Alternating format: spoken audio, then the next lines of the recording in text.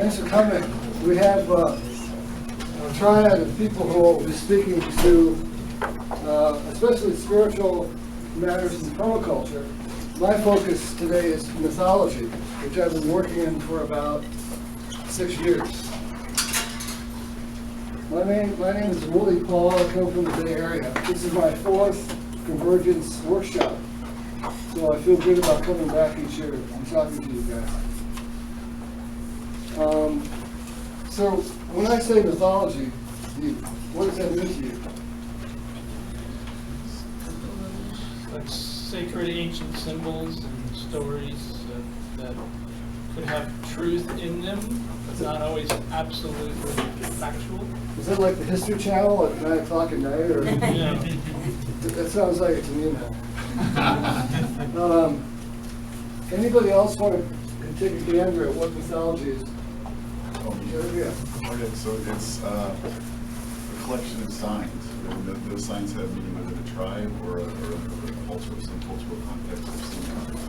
Okay. Like that. And it's for survival of the tribe, namely, and propagation of their species. Do you have any more? Okay. Well, it's funny you mentioned the word tribe, because I think this room is full of a tribe. Don't you? We're a tribe right now. I can do that. Might be an album later, but right now it's a lecture. Thank you for that. What I passed out is a script for writing a new myth. And what we're going to do initially is take a minute to close your eyes and envision a food forest which is full of life and kids and fruit and all kinds of good things. So go to a fruit forest that you've been to recently for me.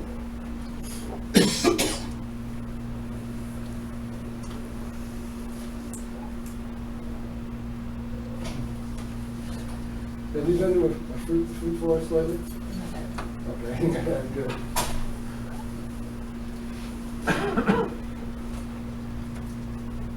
Okay, so the exercise that I'm bringing forth is called the secret food forest.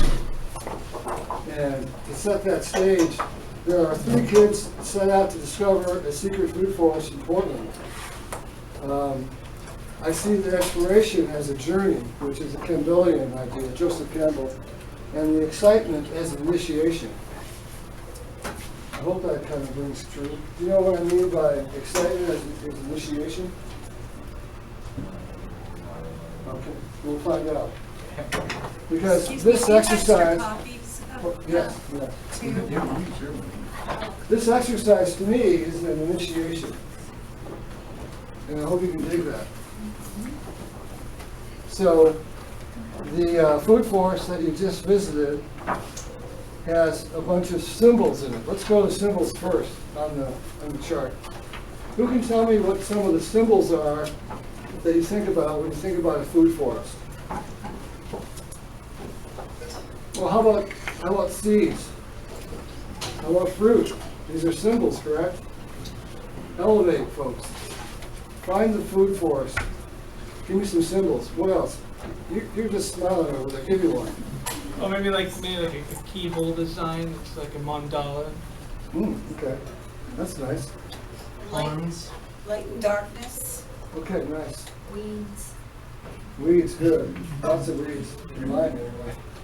A hand reaching out for a fruit, like there's the hand and the fruit as a symbol. Nice.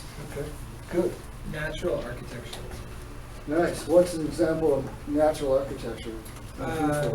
Well, this handrail in the picture, arbors made out of limbs, pathways lined with down limbs or trees, rocks. Yeah, the retention wall made out of stone. Nice. Symbiotic guilds. Okay, now you're talking about plants or people? Or both? Both. Nice. Things that work together for the good of the whole. Okay, like a tribe, only Yeah. it's a guild. Uh-huh. Cool, we're getting somewhere. I think like the peace symbol and like even the heart symbol and like the yin yang even. Right. Good. Stacking stones. The picture obviously gives it away. There's an arbor that the trellis, all these things are possible elements in a new myth. That's why I'm carrying you through this exercise. There's something disturbing there, though. I see it's breaking down. Looks like it's saying it's a barbed wire fence. Well, that could be. That's on the left-hand side. Yeah, that could be. That's a good observation. That's still a That could symbol, also though. be a symbol, Yeah, yeah. it's obviously a symbol of something, maybe a negative. Yeah. Okay. If you think about the food forest as a holistic place, what sort of rites of passage might happen in this place? What do you think might happen with folks and their experiences over time as a rite? Now, I'm trying to get you out of the box because it's probably not a good answer to this question. Songs. Songs. Interesting. Now, who would be Clearing. singing songs in the food forest? Well, I did for the first time last winter in our apple trees. Yeah, did you get any feedback? Yeah. Oh, interesting. Well, we got a good harvest, I'll tell you that. Cool, that's good. A harvest ritual, right? That's not very complicated. Good. One of my favorite buzzwords is resilience. Who can tell me what resilience is, sir? Resilience? Yes. The ability to stand or adapt to change. Okay. That's, Would you like an example? yeah. Like the dandelion, no matter how many times you cut it, it keeps coming back. Right, without the Roundup, of course. Yeah. So how could the food forest be an example of resilience, either naturally or with humans, or both? I see like kids falling out of trees as kind of a right and resilience, you know, to get up and climb a tree again. Nice. That's what my kids do. Okay. The food forest could be a public park, a place to meet, to talk, a place to prepare, or to carry forth after a natural disaster, perhaps. Maybe taking over an area. Maybe it's reestablishing a connection with the community and with the land, so that you don't have to go to your supermarket. You have somewhere else you can go and gather. Right. That's good. That's right on. Yes. Oh, I can imagine like so much abundance of fruit falling from trees in a canopy that they make such a thick layer of fruit on the ground so that when kids do fall out of the tree, they cushioned by so much fruit that falls, or there's like wild pterodactyls that'll like rescue you as you're falling through the air. I like this. Okay, I think we're getting ahead of the lecture now. That's all right. Do you have any more handouts? I certainly don't. That's fine. Can we share? What about the creatures, not only humans, but animals and other wildlife that they contribute? So resilience, works for both. Right. Can you give us an example of that, how it would work? Well, what falls, what's harvested naturally falls, and the human isn't there for it. It'll nourish creatures like deer or whatever that are there. Okay. If there's a failure or something, there's going to be creatures there that are going to help to decompose stuff, or like naturally composting, or take away or carry away. Wow, that's good. Good answer. Song of birds and butterflies and hummingbirds, just beauty, just inviting beauty in.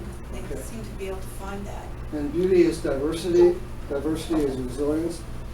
And also the color and the fragrance and the smells that are in there from what's ever happening. Nice. Yes, very good. Never mind. What? I said never mind. Oh, never mind. Okay, that's cool. I'll bring it up later. One of the things that I found confusing when I started to work permaculture ideas is that people gave me a lot of shit for talking about being sacred permaculture. And they threw the word religion at me, like, oh, I'm going to be, outing you with some dogma. But that's not my trip, no way. Let's talk about the sacred in a food forest. it's paramount. It's very important to me to get some feedback from you guys on how that works. What is sacred in nature? Who has some ideas about that? Yes, sir. What feeds me is sacred to me. It sustains my life. It provides me with a way. Like, for instance, we're talking about beauty and that aesthetic of beauty. Nothing is sublimated anymore. It's just flat out in your face. Yes. I would say like that cycle of birth, life, death, that is just so continuous and non-stopping, and that everything that is alive is striving towards life, and then when it's done, and it just allows. Interesting. Anybody else? Stepping back? Just that there's life everywhere. So every step you take, there could be mushrooms growing underneath. For every tree you touch, you'd be harming bugs in the bark. So just being conscious of every movement. Cool. And that gives a sacredness to the presence, is what you're saying. Okay. Yes. What rainforest does, whether it's a place for food or just an old growth forest, is a feeling, evoking mystery, and especially when you get the play of light and dark with shadows and bright sunshine, sunlight, and it's kind of like get in touch with your deeper self, your shadow, and the shadow side of your life, and your ego, and the so-called more that's it. Cool. Any other sacred ideas? For me, it's always been a place of truth and authenticity. Just going into a natural space, even if it's not a food forest, just there's a purity. There's no, it is as it is, and it's living in the moment. Nice. Very nice. Yes, ma'am. I guess for me, it's just this feeling of this life force energy that connects everything, and that I'm a part of. Also. My thought was sort of similar to that there's a sense, there's a tangible sense of peace and connection that I would call spirit, so yeah, it's kind of like that. Yes. The most obvious thing to me is like planting the seeds in the ground and just watching, being with the plants and harvesting the plants. Every step of it is sacred. This year I never experienced quite planting the seed in the ground because I told Michael about this. I just discovered Anastasia, who some of you have heard about, and we actually put some of the seeds in our mouth as part of their thing. And it's like it's a different thing to do that barefoot and then put the seeds in the ground. You have a different connection to them that I still haven't quite figured out. But it's a pretty sacred thing. And they encourage meditation and sitting with the plants. How long are you supposed to hold it in your mouth for? 9 minutes. I can talk to you more about it. No, it's very, I didn't make it up. It's very exact. 9 minutes. And 5 minutes was not enough, I'll tell you that. Yes, sir. For me, it's a lot to do with respect. For me, sacredness and respect for God. So you're talking to the devas or giving thanks and praise for harvesting to a plant or the energetics of the being or just the actual essence of life that you're responsive to. And I think on a less positive side, I think that's what's gone wrong with blood sacrifice and what the tribe was lost from the tribe to the respect of the animals. Whereas nature for us is an opportunity to understand that oneness in war and that creates sacredness, which I think a lot of that has been lost. Cool. Anybody else? An idea about sacred and permaculture? Yes, ma'am. Well, one thing that I don't think's been touched on in this any group is the idea of movement. That even in apparent stillness, there's always movement. If it's microbes or just the wind or water, sugar water going up and down. they're very sturdy trees. There's always movement, and even in our most extreme silence, you know, our cells are moving like crazy, you know, and so just kind of that, always knowing that, you know, whenever something, you know, that just because something looks this way, there's really an entire world with the element going on, so it's like a paradox. Right on. Cool. So I've written about 71 of these stories, call them new myths. And they have a conventional side. They need the plot, they need a purpose, they need an outcome that you can wrap the metaphysical stuff with to produce something that can go to China or to El Salvador, somewhere else that the story can still mean something. That's part of what I'm trying to do, is write stories that can transfer across boundaries. And so let's try that with the second part of my gig here. I told you that 3 kids have set out to discover a secret permaculture, secret food forest, right? So let's banter that around. Why would they go looking for a secret food forest? Can we embellish that? I mean, what's a secret food forest anyway in Portland? Not many people know about it. Right, sure. So is it a sacred place? Could be. Could be, yeah. Meaning that when you go there, you're gonna be taken out of your normal routine, and all of a sudden you're into the space, you're in its space. Right. Not, Exactly. it's in your space. It's a different relationship. And the desire for quest is pretty universal. That's true. Just the quest is part of human nature, I guess. Right? Okay. I think more of food forest as being lost. So it's a secret because it's been lost. And I think a lot of the permaculture has to do with traditions that aren't new traditions. They're just like things that have been lost over time and not passed down oral tradition.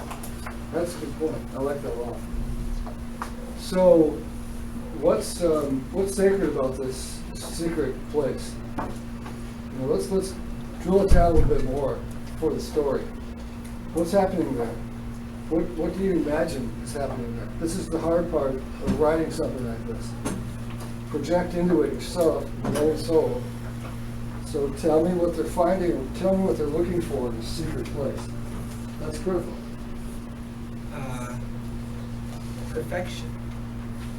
Wow. Like a system that's a cycle, that's a whole, that's not injured, that's functioning and beautiful. Oh, that's nice. Can anybody build on that? It's sort of a place that's outside regular time and space. There's no traffic, there's no commerce, there's no pollution.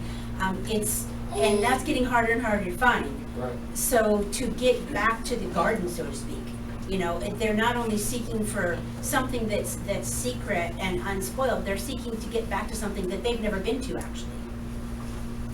Does that make sense? Yeah, it's paradoxical. It's brilliant, yes. I would describe it as a form of utopia. It's as though they're trying to get back to Eden, or to God itself. Nice. I like that. There's a sense of freedom there. They may not be passed, so they can go anywhere they want. If they're kids, usually they're regimented into a certain frame of what they have to be doing, and here they can go anywhere they want. They feel called. Cool. Okay. Good. Yes. I think safety. I think of it as like a safe place or a sanctuary, like a place to feel wild, to like get out of the domesticated lifestyle of being in a box everywhere, and to just get that feeling of like wildness, of like intuition and listening to themselves and connecting with things that are growing and moving in ways that they don't normally move, like on a soccer field. Instead, they move in ways where they have to dodge things and step over things and crawl. And so it's just enlivening and waking up this very primal, real, like, you know, thoughtless but heartfelt, like, way of living. Cool. All right, now I need to ask you to jump ahead and project about how these three kids are going to protect this place when they come off of it. And what they'll do with the energy and the information as they come back to their families or the community. Anybody want to talk to that part of the script?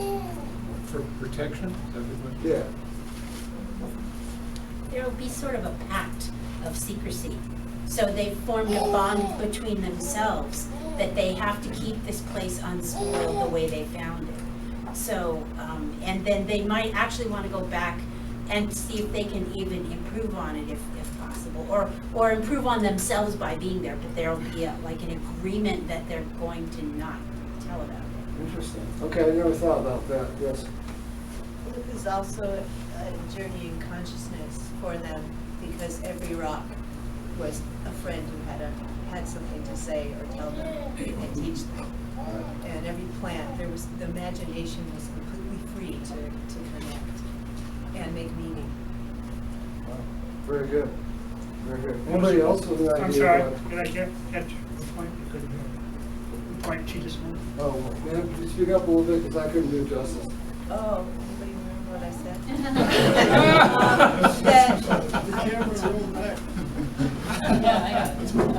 That imagination that it was a journey in consciousness of the free imagination where every rock that you would connect with had a meaning, and there was a story and a meaning. So when they came back from this place, it was filled with meaning, and their imagination was free to create meaning from everything. Okay, good. Guys, in the back?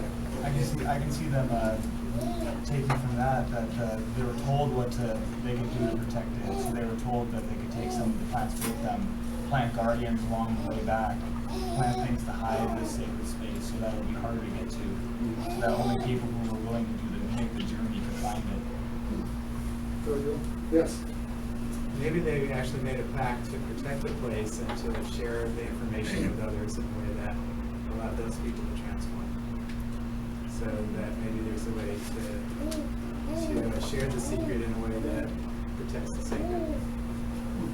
Good. Yes. I think that they have a little vial of soil from the ground that they keep in a little tiny glass around their neck on a little necklace that they carry with them. That's Maybe one of them carries a little vial of water from a little stream that flows by, and another carries them with flower petals. Okay. I'm going to have to wrap my part of this up pretty quick. We got close to a story, and I think we got to the edge of something more mythic, in my opinion. The back of this script is just resources, and one of the things I've written, we have sacred hands as an example of what I'm up to. So I really appreciate that it can be stretched a little bit, and that this is a sacred place, and we can grow from here quickly if we want to. Thanks.